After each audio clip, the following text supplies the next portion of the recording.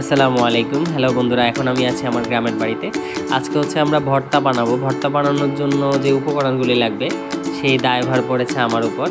আমি আর আমার ভাইয়ের উপর। আমরা দুজন হচ্ছে এখন আমরা থোড় এসব কিছু ব্যবস্থা করব।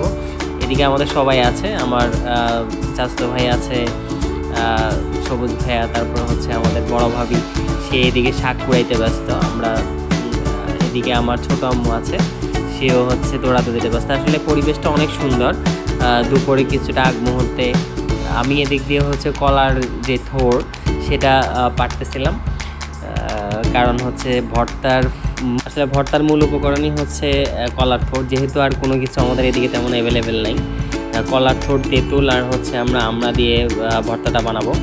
আর এদিকে আমরা দেখাচ্ছি হচ্ছে এটা হচ্ছে পলাও পাতা। আমাদের আসলে একটা পলাও পাতা ছিল, এখন পুরা একদম সব কিছু ভরে গেছে পলাও পাতাতে। একটা গাছ থেকে অনেকগুলি গাছ হয়েছে।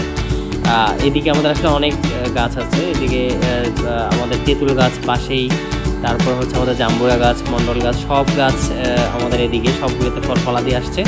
তা আমরা আসলে সবসময় এত পরিমাণ মজা করি সবাই মিলে।